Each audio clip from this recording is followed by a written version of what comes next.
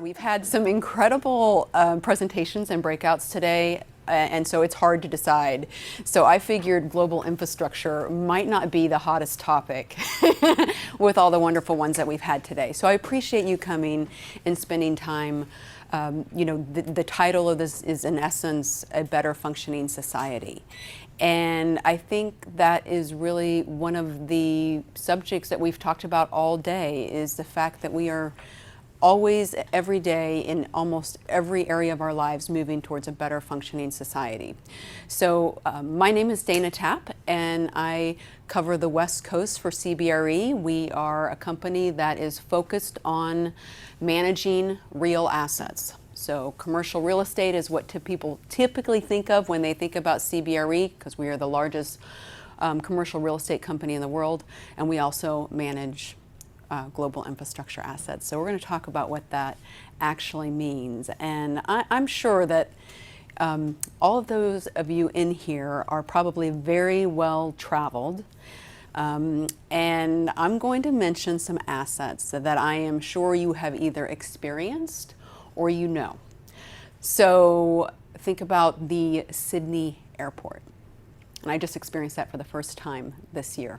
So it's arguably the best run airport in the entire world.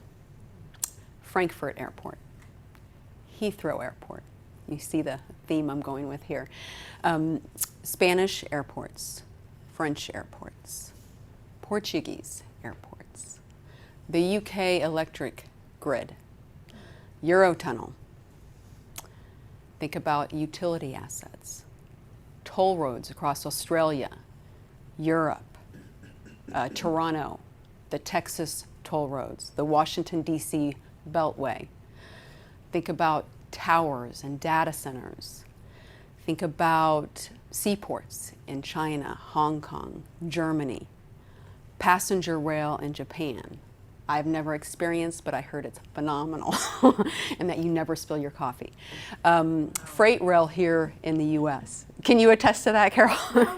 Oh, okay. I'm just picturing The smooth, that's what I've heard. It's pretty amazing. I've heard it's amazing. A little different than the passenger rails that we have here in the U.S. So these assets can go on, and I listed a lot of different assets. These are global infrastructure assets. And what's brilliant about them is that they are all publicly traded. We can invest in these assets and own a bit of these portfolios. So I'm going to talk about how they're making our society better, why they're incredibly important and essential to our society, and what they can do from a beneficial standpoint as you look at your portfolios, as you think about investing. So we're going to skip up here to this one. All of us make investments, whether it's with our time, whether it's with our money, emotions, etc. And when we make those type of investments, we want to get something out of that. We expect something in return. Just like we came here today to give our time, and we expected something in return. And I would say it's probably exceeded all of our expectations. I think it's been a tremendous conference. So the same is true within infrastructure. We make an investment, we expect something out of that.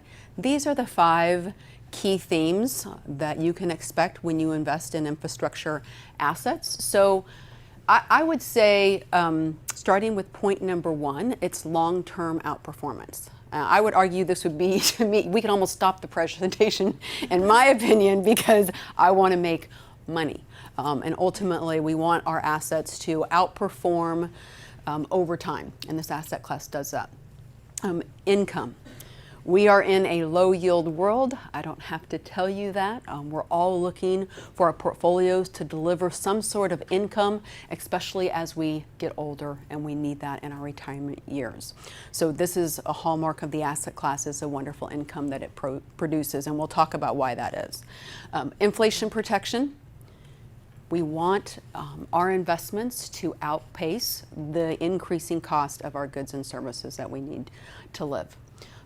Low cyclicality and low volatility. I love this point about this asset class because it is defensive in nature because of the very nature of the assets. They're essential for society. And then finally, low correlation. I can only imagine that Theo has talked to you ad nauseum about the importance of diversification in your portfolio and what that means to have parts of your portfolio act differently at different times within the market. So we're going to talk a little bit more about each of those points in the following slides, but this slide is one we're going to spend a little bit of time on because I think it's really important to think about how we define global infrastructure. And I mentioned an amazing amount of assets right at the very beginning of my presentation, but we really put those into 4 different main categories. So you'll see those listed here. Starting with utilities, it's what you typically think of: water, gas, electric, but an incredibly improving or vastly growing part of utilities is renewables, right? We are changing our energy grid.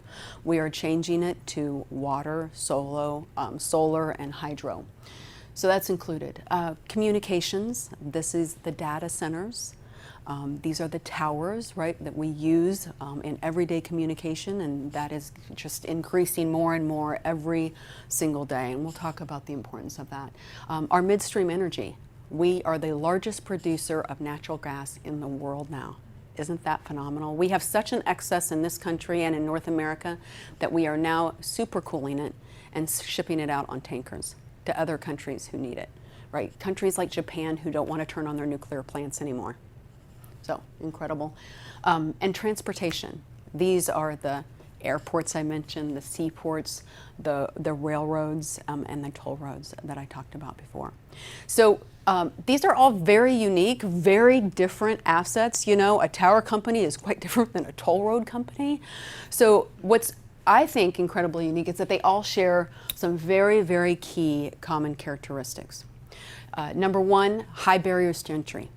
These are monopolistic or near monopolistic assets. You can't just pick up an airport every day, right? You can't just go out and get a railroad. What's fascinating to me is that there are 7 Class 1 railroads in all of North America. So think Union Pacific, Canadian Pacific, Canadian National. And those rails were given land grants. They own their land in the 1800s, right? And they are vital to the movement of goods in this country. You will never be able to replicate just the high barriers. You know, you're not going to get that type of government cooperation, right, to repeat or reduce or to replicate that business unit. Communications, consistent demand. We get up every day. We turn our lights on, we run the water, we check our phone 100 times, right, before we go to work. So that very consistent, steady demand that you get from essential assets to society. Defined revenue streams. So these are assets that have unbelievably long contractual leases in place. We're renting the space, much like you think about this beautiful building or another commercial real estate. You sign a lease for that space. Very similar to what you see within global infrastructure assets, but the leases happen to be much longer. So one of the most prized assets in global infrastructure is a toll road out of Toronto called E407, and it's owned by a Spanish-listed toll road company, airport and toll roads. That has an 82-year lease on that. So think about the transparency, the consistency, the fact that you can look at that lease and you know the type of money that you're going to get from that lease for the next 80 plus years. And that provides a lot of wonderful consistency. Predictable growth. We have aging infrastructure in this country and all over the world. And one of the key themes of infrastructure is the fact that we have to invest a significant amount of money for safety, reliability standards. So it's estimated here by the OECD that we need $6.3 trillion a year between 2016 and 2030 just to maintain and keep functioning with our infrastructure. Well, we know that that's not happening. That's a need. That is not a want, which is why you're hearing about the public-private partnerships, or P3, that you hear talking from government officials, right? Because there's an incredible amount of money in the private sector, we're the private sector, that are interested in investing in these assets because they know the importance and what they can deliver for a client's portfolio. Any other, I want to stop here because I spent a lot of time here. I wanted to define the asset class. Any questions? Okay, moving on. So it's important to know what we're actually investing in, what that looks like. And so this is a wonderful global map. We're illustrating that there is close to 400 publicly traded infrastructure companies out there with about $4 trillion in equity market cap. And what I think is interesting about this particular slide is that I want you to look at the different keys, and they're of course denoted over here: rails, water, satellites, etc. But they're different in different regions. And that's why it's so important to be global. Because in North America, we're known for our energy capabilities, the fact that we're now supercooling our LNG and shipping it out, the fact that we have great access to that and the rest of the world doesn't. Whereas in other areas of the world, in Europe and Asia, they can invest in airports. And we're not there. Most of the airports in this country are owned by municipalities, local governments, although we're starting to see that change. And in fact, my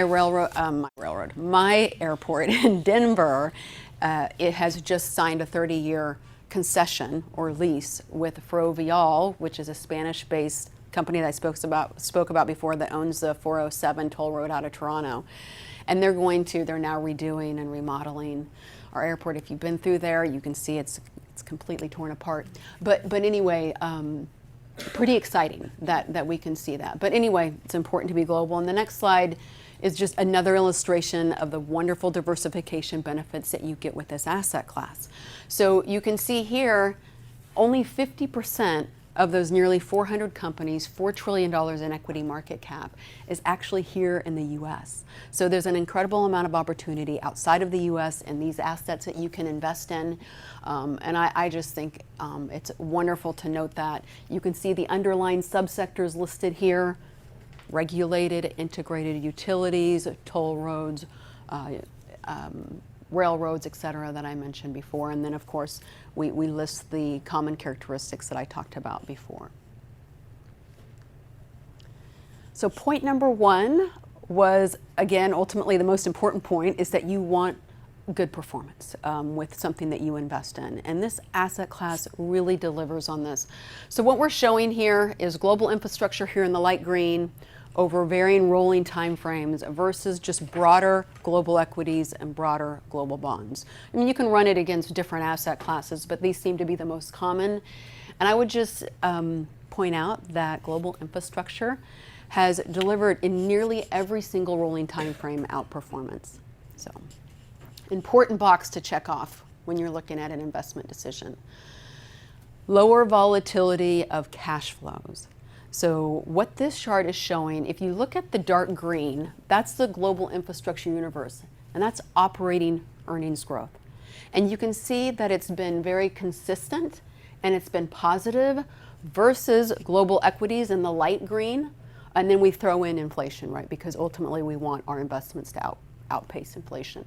But you can see in times of turmoil that we list here that there's a little bit more volatility to some of the other global equities out there.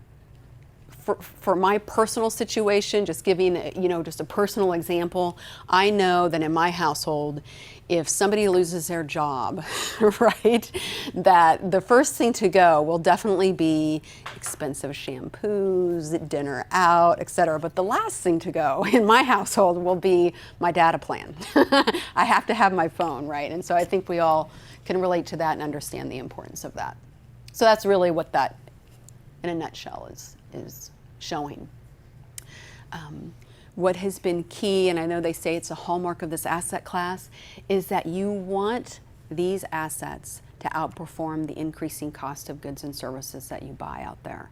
Well, the underlying subsectors have either an implicit or an explicit tie to inflation, meaning that that underlying contract that they're signing for a lease period has some sort of bump tied to inflation. So for example, every single year, an explicit example of that is toll roads. You drive through a toll road. Maybe we could talk about the Golden Gate Strait Bridge, because I know that you guys have increasing, that toll doesn't really go down. It goes up. And what? built it, they said that they would get rid of the toll. They would eliminate it. Yeah, it's funny because I was doing a little bit of research, of course, looking at that. It's a wonderful hard asset, right? You can look, feel, touch it. It's gorgeous. And it did decrease for a few years after. And then, of course, we know what happens with those things. So now the toll road is $7 or whatever it is. But ultimately, if you're on a toll road, you're going to have some sort of tie to inflation. You're going to pay an increased amount every single year you drive through that toll road. If you are a utility, you fall under an implicit inflation pass-through, meaning that if that company, that utility that you pay your bill to, happens to, of course, have a project that they're investing in, guess what? They are allowed to go to the regulators. These are highly regulated businesses, and they're allowed to go and ask for those additional increases to be passed through to us, the consumer, in the form of our monthly bill. So it's an ultimate pass-through at the end of the day. We talked about the diversification benefits, right? And I know Theo, I'm sure, has talked ad nauseum. You want different reactions at different times in the market. So typically, global infrastructure falls under real assets. That's where most people categorize this asset class.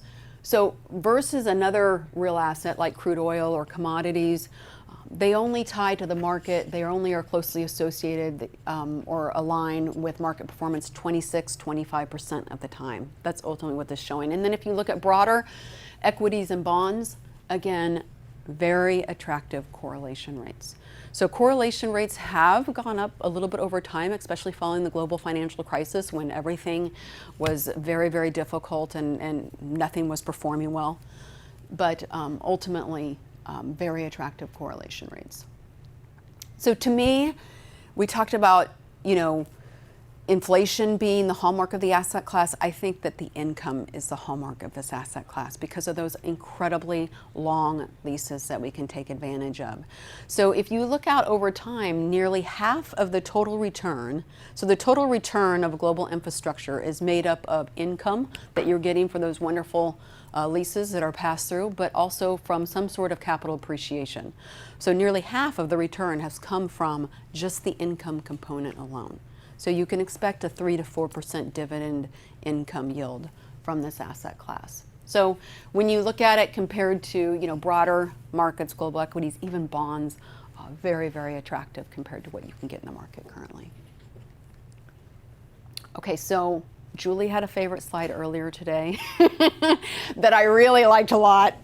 This is my favorite slide in regards to this asset class because it is an equity. It moves with the market, no question. It's not what you considered safe from a bond standpoint, but that income helps buoy that volatility in the market. And because these assets are essential for society to function, it creates a very attractive risk-return profile.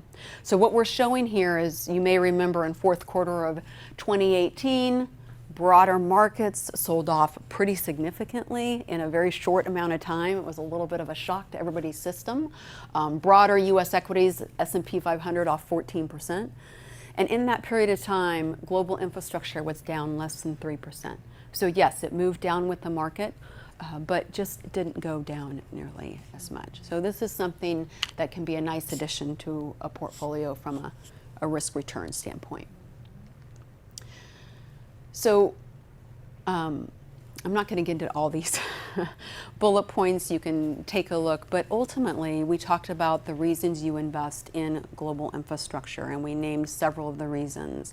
But we think there's some really compelling themes that are driving growth in global infrastructure. So I wanted to spend some time talking about that because that's where, to me, I get excited and I love to hear about the different stories. So as I mentioned, we are changing our energy grid. In this country, we are changing our energy grid around the world. It's an incredibly important movement. We're probably 10 years in, we suspect, and we probably have another 15 to 20 years to go for us to move from nuclear and coal to wind, solar, hydro, etc. So we are investing in a company that's called Cheniere Energy. Cheniere Energy falls along the midstream space. They are solely invested in what they call trains to supercool our liquid natural gas in the Gulf region. So fascinating enough, they have about They're about $5 billion each to build. They take several years to build. Cheniere owns 2 different facilities in the Gulf Coast region, and there's about 7 trains in operation with another coming on board. So these leases that they're signing with Japan, with utilities out of Europe, are 15 to 20 years in length. And they're called take or pay, meaning it doesn't matter if that liquid natural gas is shipped out or not, that person who signed the lease is on the hook to pay that money. So again, very consistent, stable demand, and it's a pretty neat operation. So, how do the leases work with, like UP or Norfolk Southern, or do they have their own tracks that are going to?